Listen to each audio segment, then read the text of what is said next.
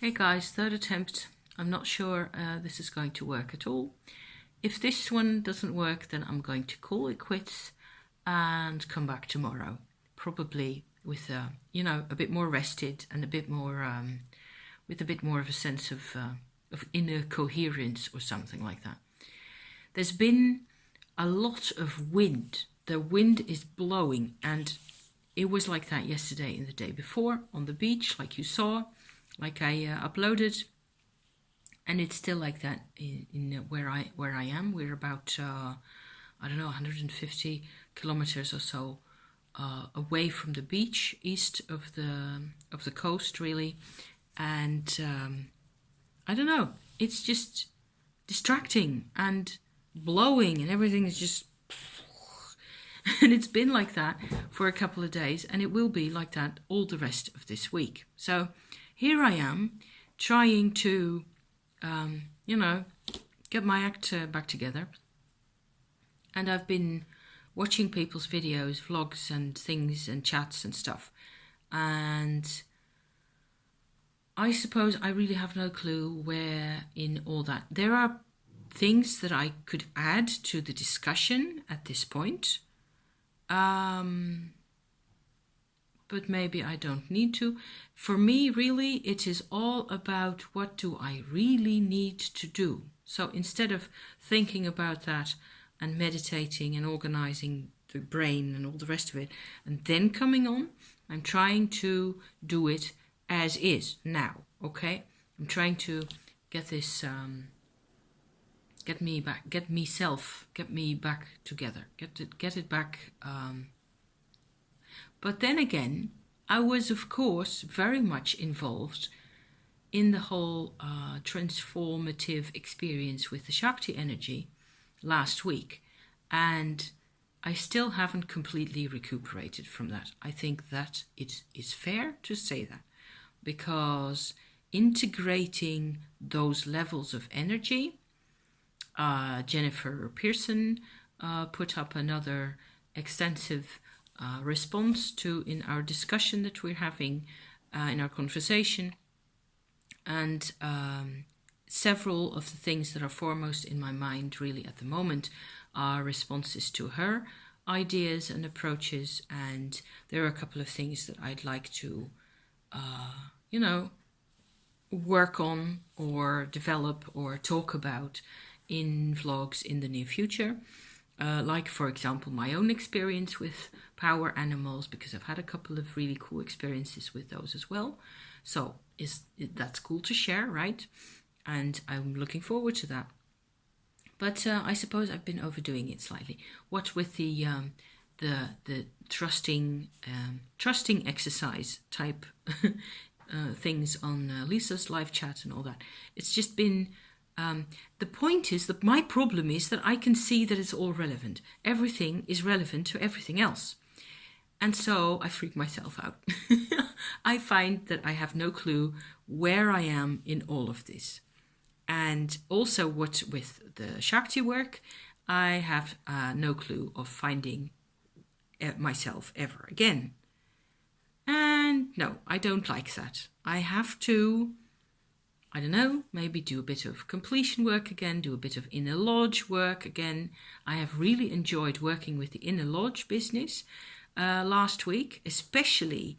I can hear the sound of my voice changing already now that I'm getting back to that, because I uploaded 2 little vlogs about decks on Friday, and I didn't do anything more personal than that for a couple of days.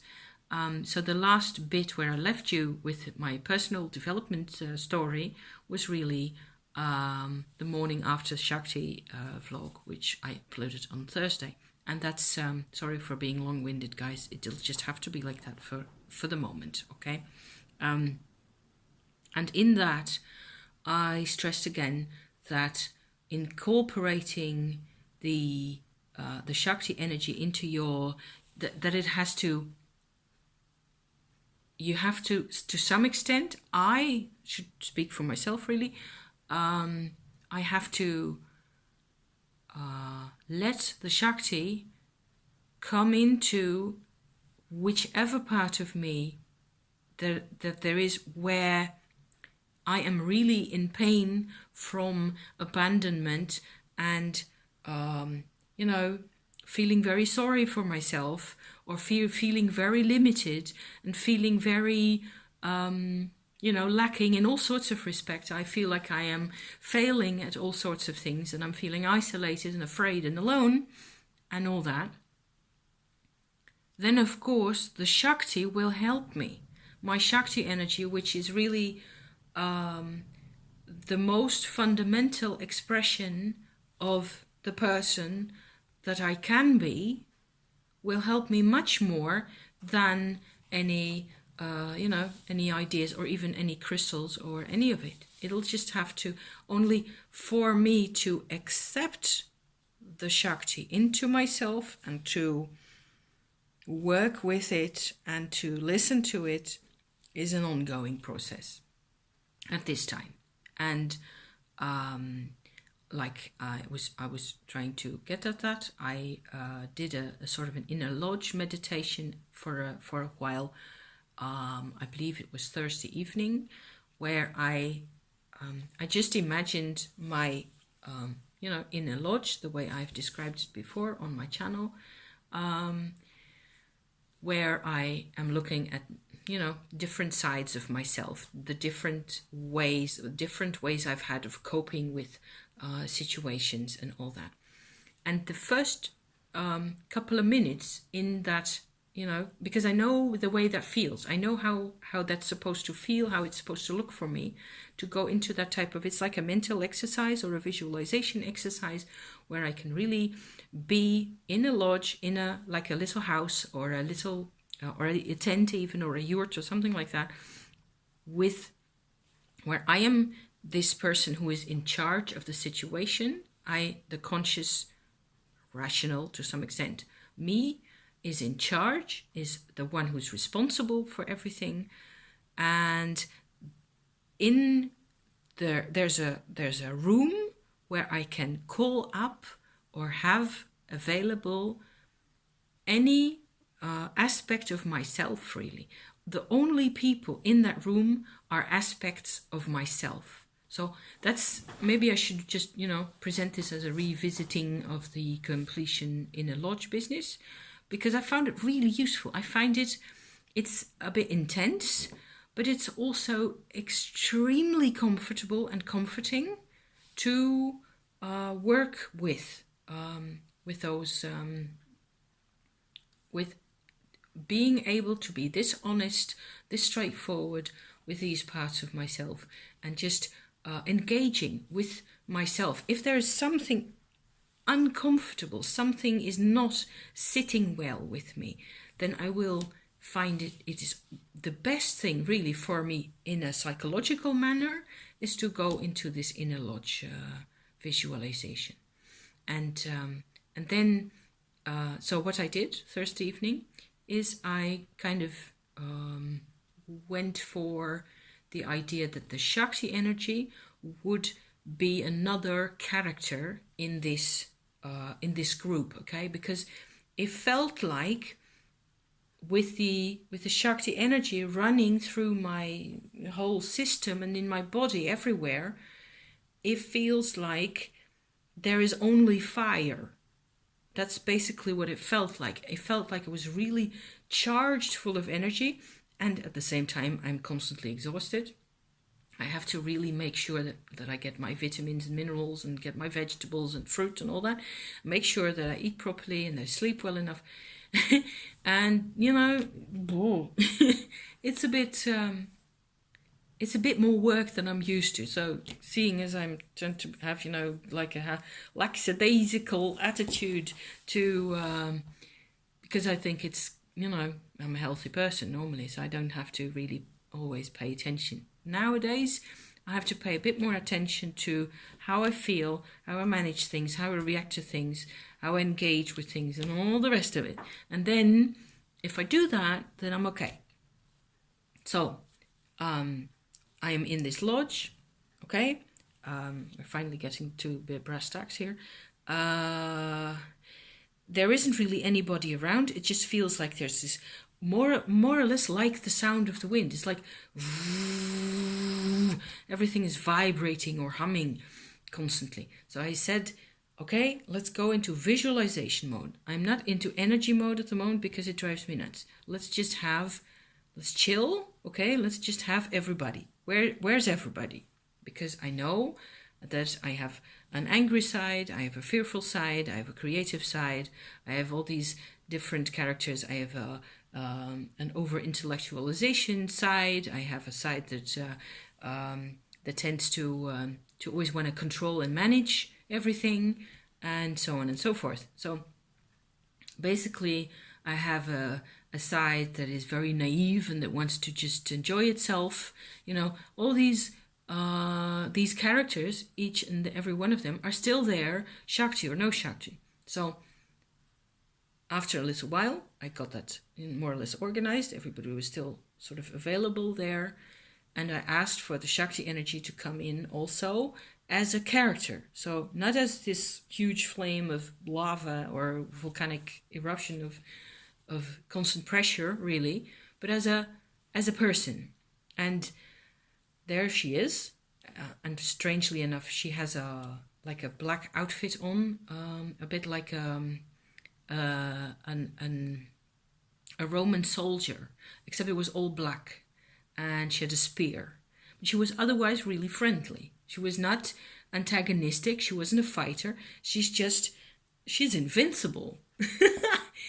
So that helped. Okay, now that I'm getting back to this bit of my tale, I finally find that I'm actually starting to make sense to myself again. So maybe I can also make sense to you out there. Because it's really the follow-up, the next bit in my process with this, this whole Shakti adventure. And having her there among the group and as a part of the group, I could kind of see more or less how she would speak to or with any of the other parts of my personality that have always been there and that sort of all together have more or less kept me alive. Kept me going through it all. So, and then I think I fell asleep, basically, and I slept really deeply because I was so tired. I sleep like a log. It's incredible, and for long hours also. And then what happens is I get these really crazy or interesting dreams, and one piece in particular of that dream has stuck with me. And let me describe it to you for a bit. I was in some type of surrounding an area with houses and streets and buildings and streetlights. It was nighttime, it was dark. And there were other people there. My husband was there. And I was basically just, talking to somebody or something completely innocuous. And there was no tension, none of it. And then I saw in the sky like a planet, or yes, like the rim, the upper edge of a planet that would be really close to the situation where we were ourselves, rising above the horizon like that. So it was this half a globe, and that actually looked like the Earth. And I realized in my dream that I was not on the Earth myself.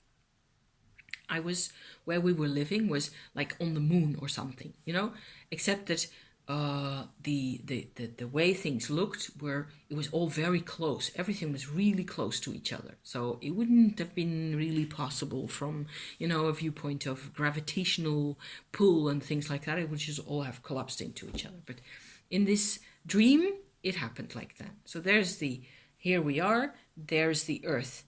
And then behind the Earth appeared this huge, enormous black circle of another planet, even larger than that of the Earth. And in my dream, I had the kind of, the impression, the knowledge that that other planet, the black planet, was really Saturn. Now, of course, we all know Saturn has got these rings around it, really pretty, and we appreciate normally how that looks, and you don't get to see Saturn in this way at all ever. And you'd have to be for it to appear this big, you would have to be inside the rings, kind of. So maybe that's why I didn't see any rings. And I just woke up because basically why I'm telling you all this is that it was like there was this huge, incredibly deep sense of trust in the black Saturn. And it was like, it was in my heart. It was the most important thing ever to me at that point, was to be in that place, really. And now that I hear myself say this, I am again relieved and more at ease with myself, because this is what I have to share at the moment. And what with all the wind and the storm and the beach and driving around with my husband and having all sorts of interesting conversations with him and all sorts of stuff of people thinking about things and people chatting about things. And this is really what I have to give at this moment from myself. So I was going to also try and show you what I made. Oh yes, well, I think it will work to show this to you. This is a page in my Book of Shadows. And so this is just an impression, really, in pencil and with a lot of writing in there, of the street and the houses down there where we were just sort of messing around. This would be the earth over here in blue. It's a bit more green but I didn't have a green pencil at the time. And then all this would be this black Saturn type image. And I even went into astrology to see whether there would anything that could be said about, like we have a black moon, an apogee position where the moon is furthest away from us. That's relevant in our horoscopes, in our natal charts, and in all sorts of other ways that we don't know about yet. I was thinking maybe you could have a black Saturn, which would be in that case an aphelion, the most distant position of the Saturn orbit. But as far as I've been able to ascertain, the position would actually exist in the sign of Sagittarius. And there's also a perihelion for close to the sun, in that case, not to the moon, but not to the earth, but to the sun, position for Saturn, like there is for all those orbits are kind of wonky. They're not perfectly circular, they're always slightly elliptical, so there's always going to be a bit where it's closest and a bit where it's furthest away. But I didn't feel like that made any sense. It doesn't have, it's not about that. It's not that specific. Or it is specific, but not in that way. It is the Saturn bit. The interesting bit is that at the time that I was having the dream, Mercury, I'm messing this up. Mercury is going retrograde at the moment.